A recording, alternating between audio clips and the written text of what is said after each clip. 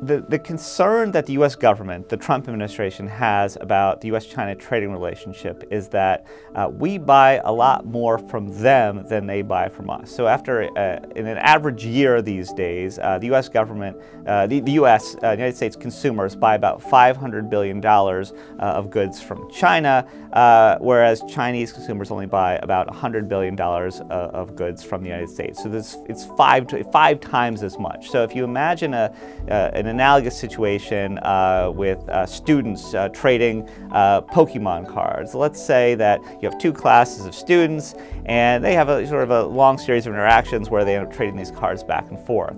And let's say they do this over a few months or a year, it doesn't really matter the time frame. At the end of it though, they've totaled them all up and one side says, well, wait a minute, look at the cards we've got. They're only worth $2, whereas the cards you've got are only worth $10. That's not fair to us. We got the short end of the stick here. And I think that the Trump administration sees the U.S.-China trade relationship kind of in the same way. Now, most economists who look at that say that's not the way to measure two countries' trading relationships. And in fact, when we buy all those Chinese goods, we benefit from that. You know, that's one of the benefits of trade is we got good access to to these goods that we wanted.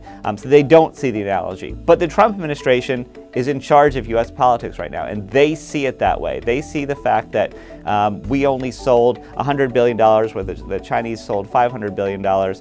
They see that as us losing, us getting the short end of the stick, us being in the situation of the class that only got $2 worth of Pokemon cards. Right now we have the administration of Donald Trump, and the trade team that he has put in place has been much more aggressive about trade issues in general, including those on China. So it's not just China that they are taking on. They've imposed tariffs on a variety of our trading partners. They've accused other countries of cheating as well. So what we're seeing, I think, is a general shift in U.S. trade policy to a more aggressive approach where we challenge just about everyone, our allies, our rivals, based on the theory that we have somehow been treated unfairly by the existing rules and we need to change those rules to treat the U.S. more fairly.